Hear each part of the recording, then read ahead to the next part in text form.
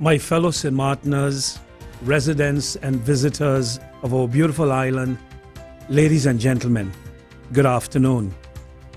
Today is exactly 22 years ago when Hurricane Louise struck St. Maarten and left a trail of destruction in its wake. Normally, on a day like this, we would be looking back and reflecting on how that incredible storm changed our lives. But today is not a normal day.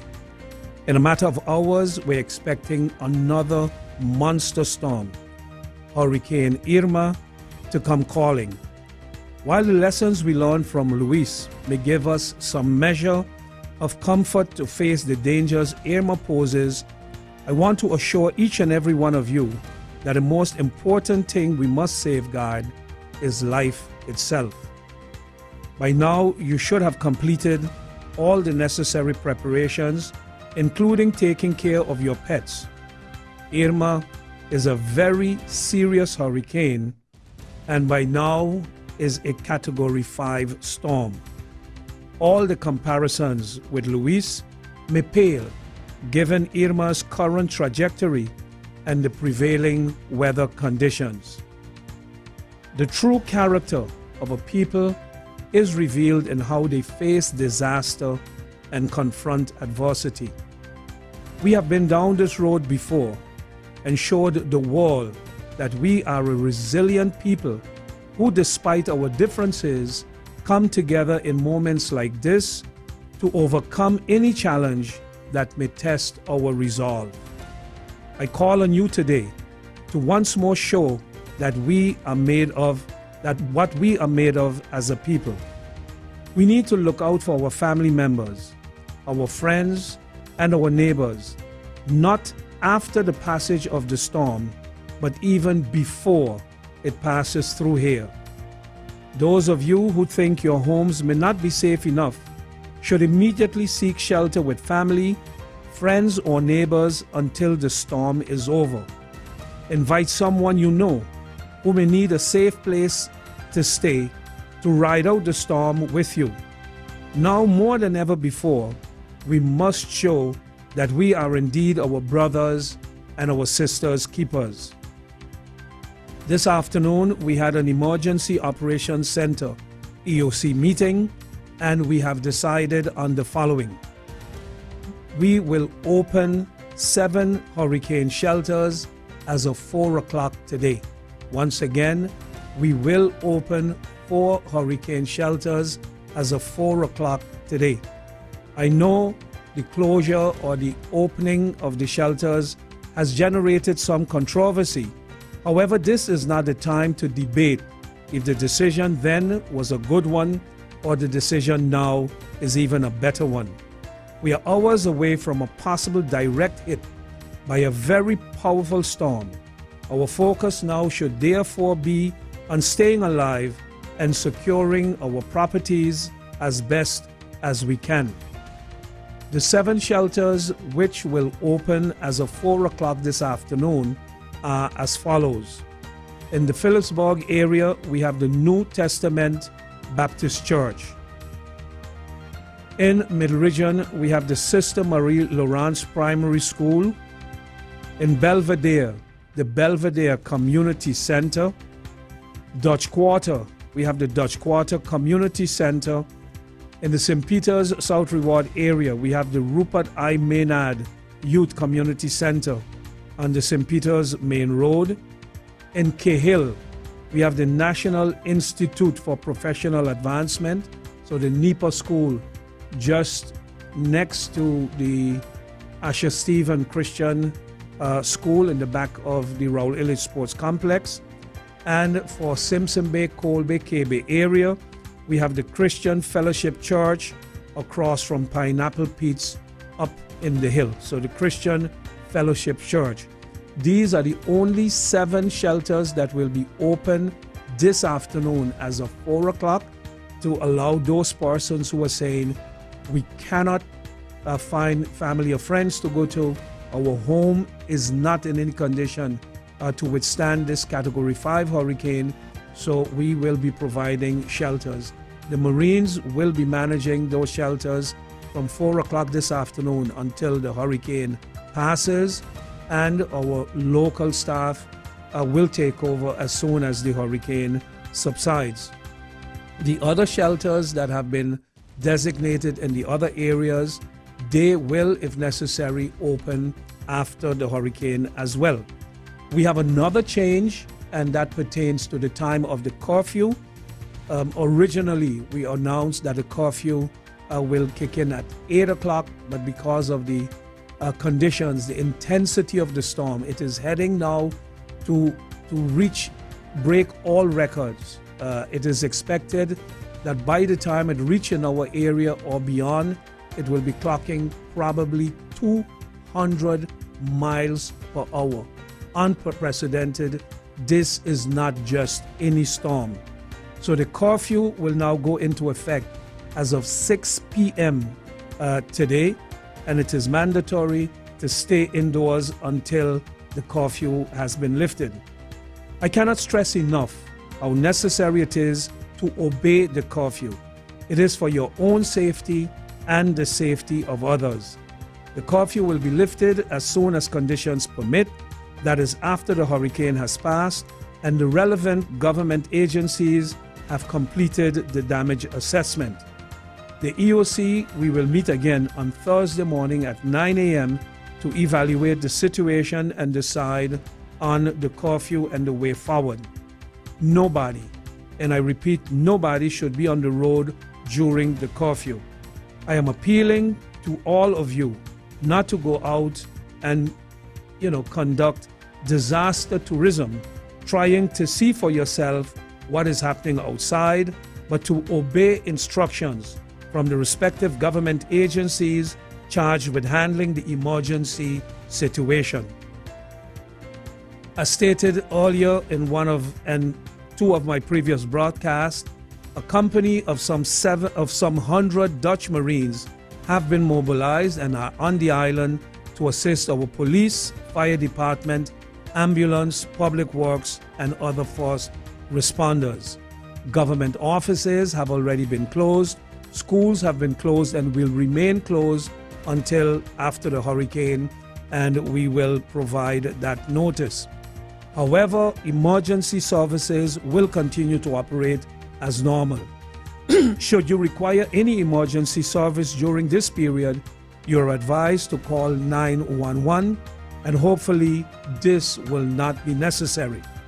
With regards to business closure, it was mandatory that all businesses, including casinos, whether standalone or those in hotels, that they should have been closed as of 12 p.m. this afternoon. So they should have been closed over an hour ago. This means, so they have been closed an hour ago. However, supermarkets, hardware stores, restaurants, pharmacies, gas stations, and bakeries are allowed to remain open. Allowed, it is not compulsory. Initially, in previous broadcasts, we have said they are allowed to remain open until 5, but we have changed that. They will now be allowed to open until 3. Only restaurants on hotel properties are allowed to remain open after 3 p.m. Today. Hotels are, however, advised to make the necessary arrangements for essential staff to remain on their properties. Government has done all that it can to prepare for this hurricane. I hope that you have done the same as well. The pond has been drained to minimize potential flooding of the Phillipsburg area. But don't be alarmed if you see or smell some dead fish as a result of this. Many of you may not have experienced a hurricane before. It is never a good experience, and I therefore urge you to be as calm as possible. It is also very important that you refrain from rumor mongering and disseminating false fake news.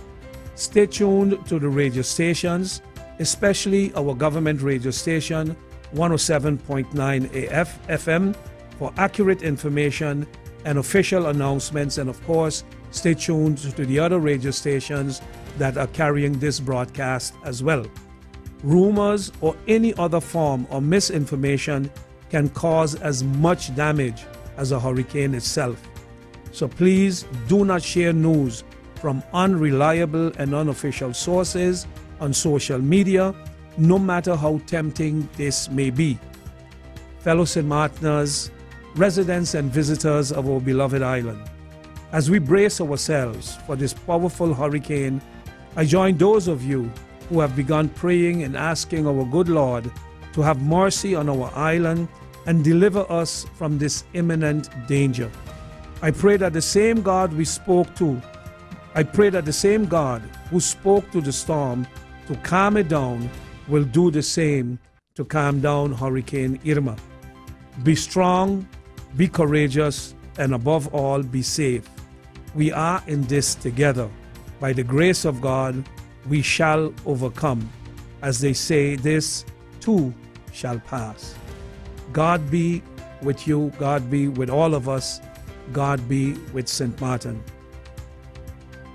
Thank you very much, Prime Minister, for your national address. And of course, there's some topics that I picked up that I would like to ask you some questions just to bring clarity. You have just come out of an AUC meeting earlier today. You've discussed and also mentioned that there are some changes that are taking place in regard to closing of the businesses and stores. Yes. There are some exceptions.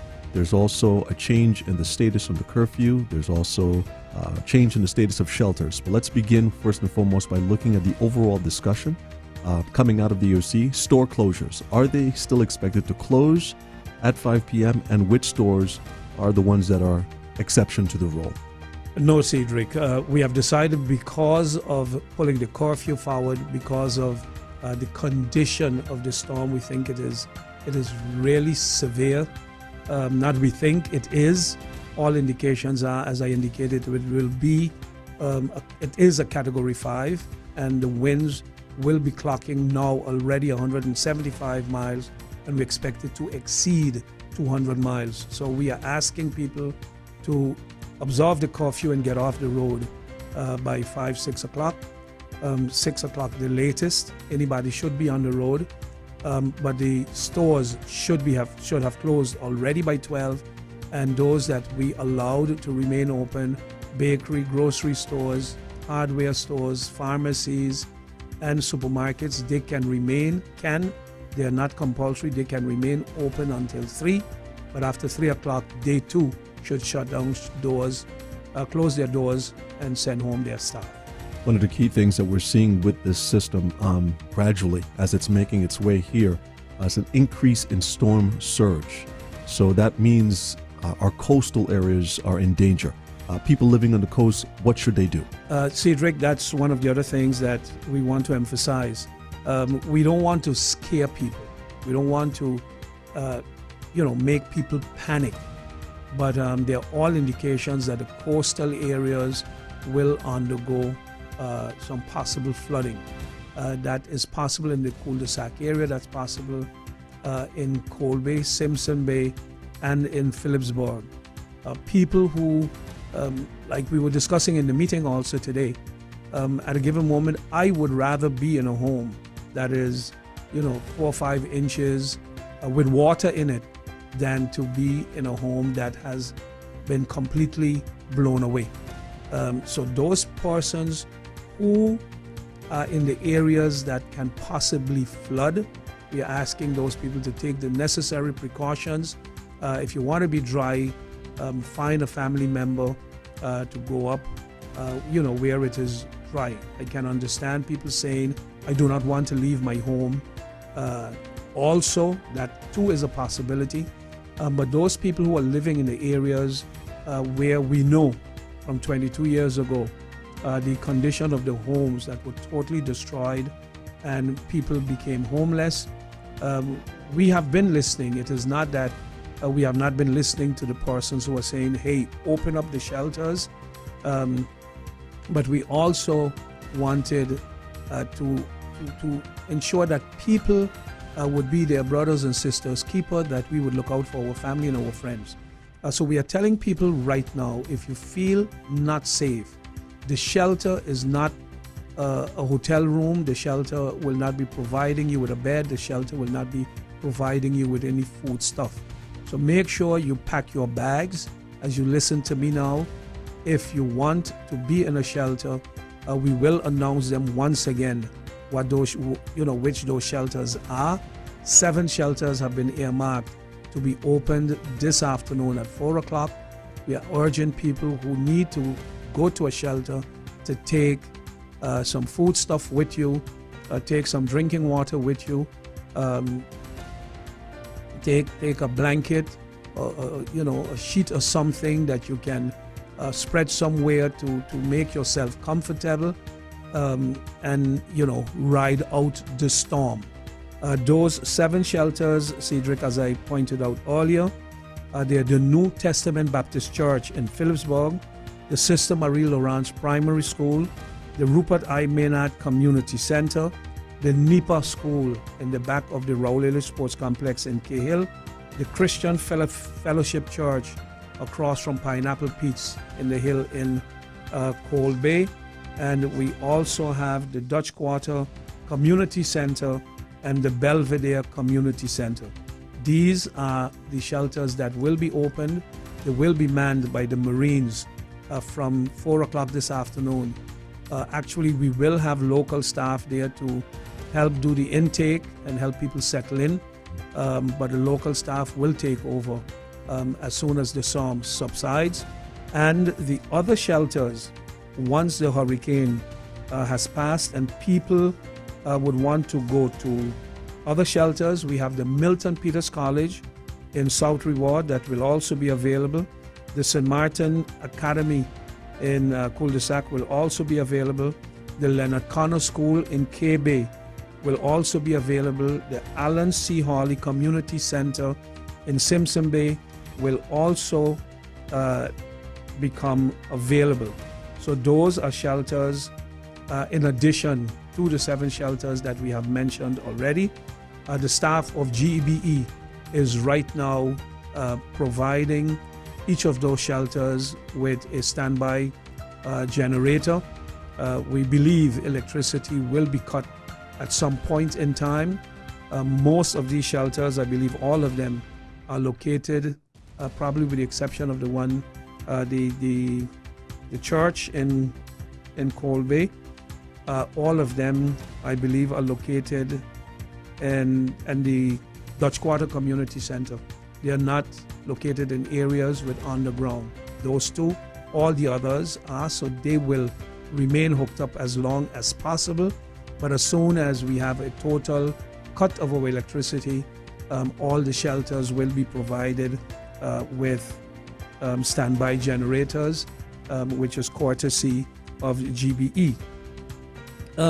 So people who are living in those low-lying areas, we expect a significant amount of rain.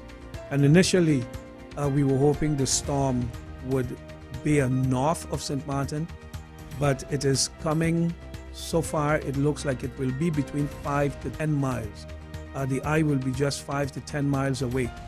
With the size of the storm, Cedric, 5 to 10 miles is considered a direct hit.